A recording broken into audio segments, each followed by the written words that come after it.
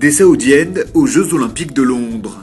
Selon la presse arabe, le prince héritier Nayef Ben Abdelaziz aurait donné son feu vert à la participation de femmes aux prochains JO. Jusqu'à présent, les instances sportives saoudiennes n'avaient jamais présenté de femmes lors de compétitions internationales. Mais il y a quelques mois, Anita de France, présidente de la commission Femmes et Sport du Comité international olympique, avait stigmatisé le royaume wahhabite pour n'avoir jamais envoyé de femmes aux Jeux. Ces déclarations ont peut-être eu un effet.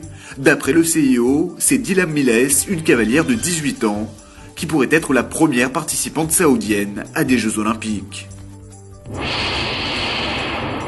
Kadın elbisesi giymiyorsan kadın şampuanı da kullanma. Artık %100 erkek şampuanı Biomen var. Erkeksen Biomen kullanırsın. Émotion et colère au sein de la communauté juive de Turquie. En cause, un spot publicitaire pour un shampoing mettant en scène Adolf Hitler. On y voit l'ancien dictateur allemand, comme à son habitude, énervé, tapant du poing. Mais cette fois, c'est parce qu'il vante les mérites du produit de la marque Biomen. Choqués, plusieurs associations de lutte contre l'antisémitisme, à l'instar de l'Anti-Defamation League, ont demandé le retrait immédiat de cette vidéo. À Istanbul, les responsables de la communauté juive ont exigé pour leur part des excuses officielles des autorités, sans pour l'instant obtenir satisfaction. «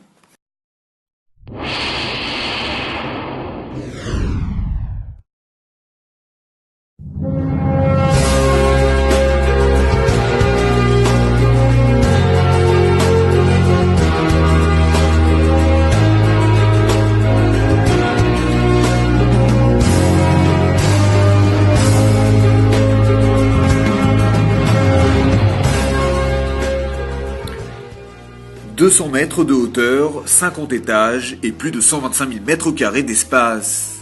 En plein cœur de la City, la tour Sarona sera bientôt la deuxième plus haute tour d'affaires de Tel Aviv.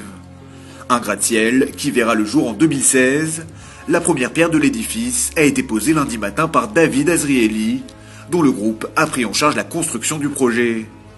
La tour Sarona surplombera l'ancienne colonie allemande de Tel Aviv, connue également comme étant le quartier des Templiers. D'ici l'été, la zone accueillera un immense parc, mais aussi des magasins de luxe, des concerts et de nombreuses galeries d'art.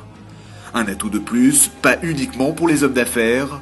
Les promoteurs du projet espèrent attirer 18 000 visiteurs par jour. Fashion TV a fait des émules en Israël. Le réseau câblé Hot s'apprête à lancer une nouvelle chaîne de mode consacrée aux stylistes et aux créateurs israéliens. Des reportages, des infos, des interviews pour une chaîne très axée people. Sa programmation mettra en avant le petit monde du show business israélien.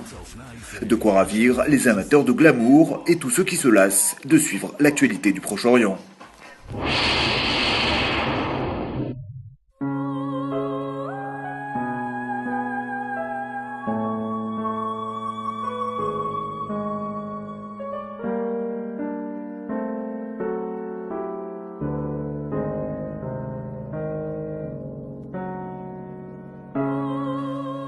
L'époque, la Seconde Guerre mondiale, le lieu, Shanghai, où plus de 30 000 juifs furent cachés par des Chinois pendant l'occupation japonaise.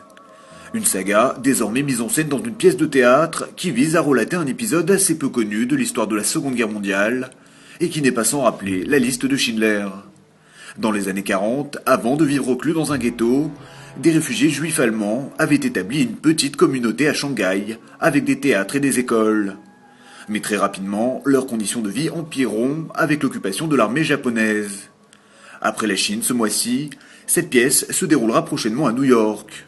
Elle a notamment été réalisée en coopération avec le musée juif de Shanghai.